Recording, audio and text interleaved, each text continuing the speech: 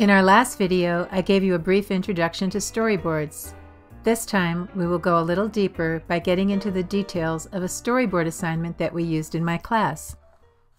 The assignment had 3 parts: writing out our goals and assumptions for a popular education project, making a storyboard that will help our team get on the same page and also help get feedback from others, and creating a prototype or a small example of what the final product might be like.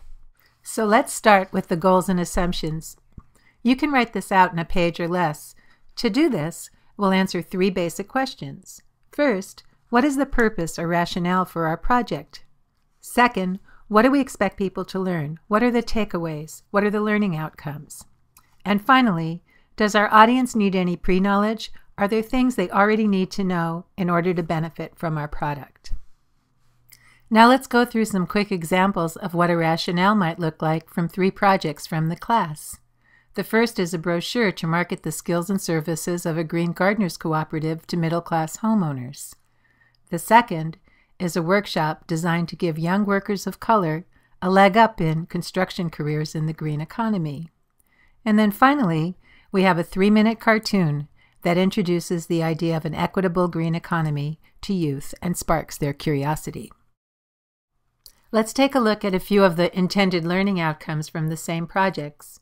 Notice that they all state these outcomes from the perspective of what you, the intended audience, will learn.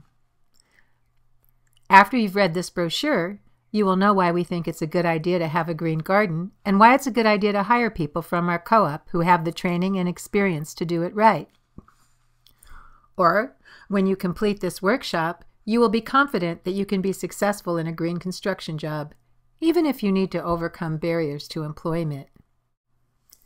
After you see this cartoon, you will understand that policy makes a difference in whether or not you can get a good job that contributes to the health of the planet. What is the pre-knowledge required for each of these projects? Well, there's no particular pre-knowledge for the Green Gardeners brochure. The fact that the audience consists of middle-class homeowners is enough. We assume that the young workers who will be participating in this workshop about the green economy already know something about the construction industry. That is not what this workshop is about. Finally, for the cartoon, we assume that our audience already knows that low-income communities of color have more bad jobs and poor health than other communities, and that they know this from personal experience.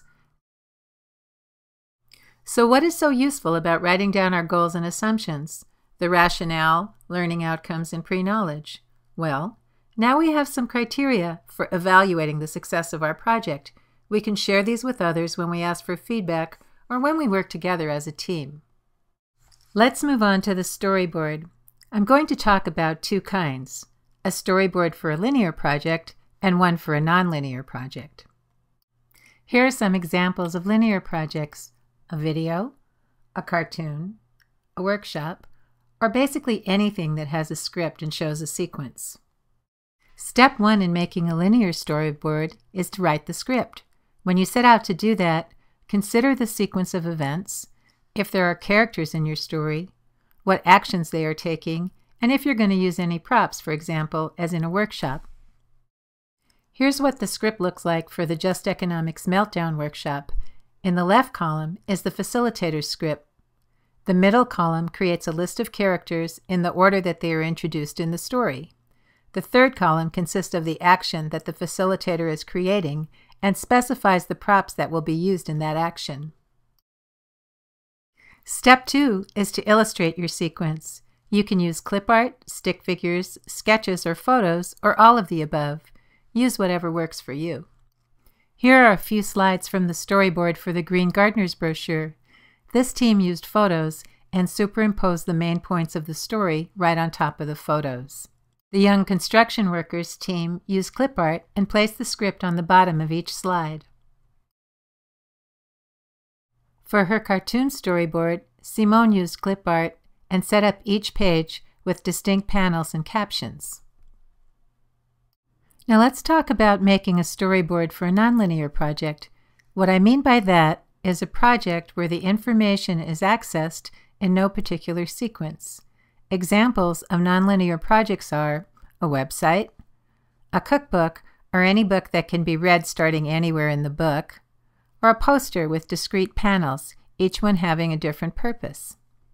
Your first step in creating a nonlinear storyboard is to divide your content into its logical, nonlinear parts. To see what I mean, let's deconstruct the Dr. Pop homepage for some of its key content. There's an introduction here that tells you about the purpose of the site. There are topics like economy, urban planning, and democracy. There's a blog. Every month there are 3 new highlighted stories. You can start by clicking on any of these. It's not a linear form. That's what's great about websites. So if we were just starting to plan this homepage, we could list out the logical parts of our content, kind of like this. Let's look at another example. Here's my favorite cookbook, Cooking with Trader Joe's. When we turn to the table of contents, we can see how the authors thought about organizing their content, which is their recipes, and a little bit about how they think about Trader Joe's. Another example is this great poster about predatory equity from the Center for Urban Pedagogy. Each of its panels has a different purpose, which you can see as you open it up until it finally unfolds into a full-page poster. If we were just starting to plan the poster, the logical parts of its content might look something like this. Step 2 for making a nonlinear storyboard is to now divide your content by media. On the Dr. Pop homepage, the media breakdown is some video over here. Here we have text. Here's some more text. And here we have primarily graphic images. Step 3 for making a nonlinear storyboard is to reassemble your content and media into a storyboard. And here's an example of what that might look like for the Dr. Pop homepage. The last step in the assignment was to create a small prototype of what the final product could look like, one that has high enough production values to give us and whoever we want feedback from a taste of the project. There's a short description of a few examples from the class in the article that accompanies this video. That's all for now. See you next time.